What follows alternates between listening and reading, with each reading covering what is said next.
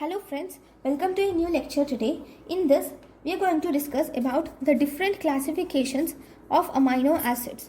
Different classifications which are available. Classification 1. It is based on the side chain. Okay, so if this is the amino acid, see, our COOH group is present on the right side and this is the alpha carbon. To this end, amino group is attached to the left side and there is a functional group. Now this classification which we are dealing is based on this functional group. Based on this functional group, we can divide the amino acids into three major types. Okay, so we have aliphatic amino acids, aromatic amino acids and amino acid. The amino acid is proline. Example of amino acid is proline. Okay, then aliphatic amino acids are, first we have simple aliphatic amino acid which includes glycine and alanine. Branched amino acid includes leucine, isoleucine, isoleucine and valine. OH group containing amino acids are serine and threonine.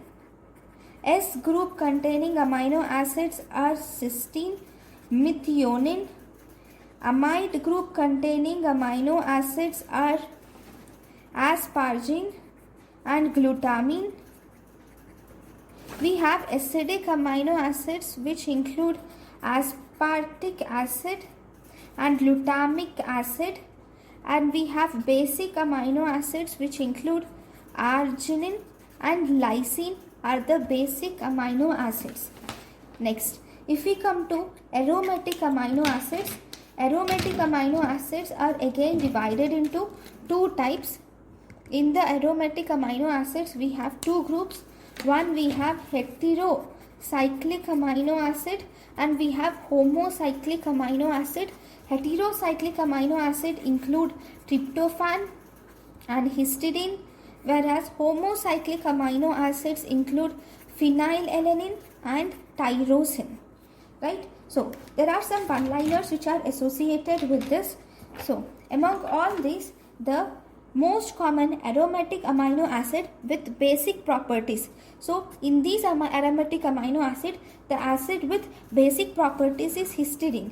Histidine is aromatic amino acid with basic properties. Right? Then which among all these amino acids, which is the aromatic amino acid having hydroxyl group? Hydroxyl group is present for tyrosine. This is the aromatic amino acid with hydroxyl group. Right? Among all these amino acids, which amino acid has a disulfide bond? Disulfide is having S and S bond. This bond is actually present for cysteine. Cysteine has disulfide bond. Then among all these amino acid, which has secondary amino acid? Secondary amino acid is present for proline. Proline has secondary amino acid.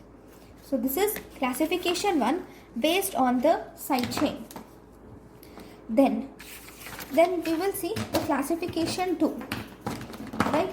Now the second classification is based on the polarity. Based on the polarity, we can divide the amino acids into 4 types. Okay, we have acidic amino acids, basic amino acids, neutral amino acids and hydrophobic amino acids. Okay, acidic amino acids include, we have aspartic acid and glutamic acid has acidic amino acid. See, in the acidic amino acid, what actually happens is this CHR, COOH and NH2, right? So this is the normal structure of amino acid.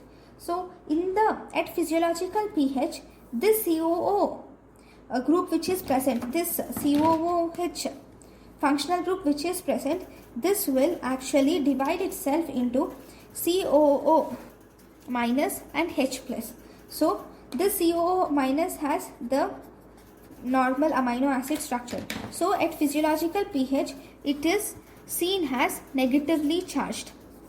So at physiological pH, these acidic amino acids, which are aspartic acid and glutamic acid, occur or exist as negatively charged. Then we have basic amino acids. Basic amino acids include arginine, lysine and histidine are the basic amino acids, right? So among all these all basic amino acids, actually these will exist in positively charged at physiological pH. Now next, then if you see neutral amino acids, the rest all are neutral amino acids. So first we will see hydrophobic amino acids. Hydrophobic amino acids include alanine, all branched chain amino acids, branched chain amino acids like leucine, isoleucine, valine, and also aromatic amino acids which include tryptophan, phenylalanine and tyrosine. Tryptophan, phenylalanine and tyrosine. So hydrophobic amino acids include alanine, branched chain amino acids like leucine, isoleucine, valine, aromatic amino acids like tryptophan, phenylalanine and tyrosine, right? The rest all which are left are neutral amino acid. So we have one liner here also. Which is the most basic amino acid? Among all these basic amino acids, which is the most basic amino acids? That means which amino acid has maximum number of amino groups? They are present for arginine. Arginine is the most basic amino acid. Now, then we have third classification, right? Now, the third classification is based on the metabolic fate.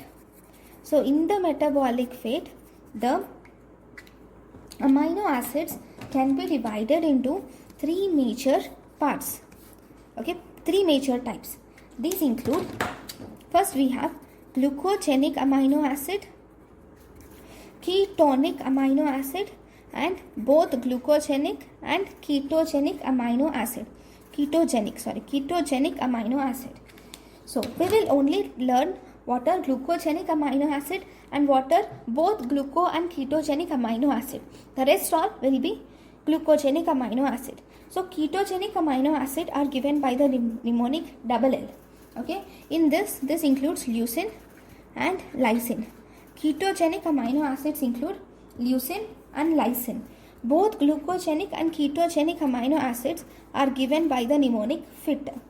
So this includes phenylalanine, isoleucine, tyrosine and tryptophan. These include phenylalanine, isoleucine, tyrosine and tryptophan. Okay, so these are the classification on based on metabolic fate. We also have fourth classification, which is based on nutritional requirement. Based on nutritional requirement, we can divide the amino acids into three basic forms. That is, there can be essential amino acid, non-essential amino acid. Okay, first semi-essential. Essential amino acid, semi-essential amino acid and non-essential amino acid.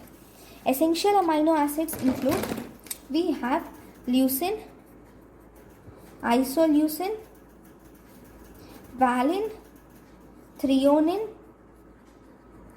methionine, arginine, lysine, phenylalanine, tryptophan and histidine. These are the essential amino acids. Then we have semi-essential amino acids. Semi-essential amino acid is arginine. These are semi-essential amino acids are inadequately present in growing children. That is, they are not essential for adults, but they are essential for children. So they are called as semi-essential amino acid. The rest all are non-essential amino acid. So this is the fourth classification of amino acids.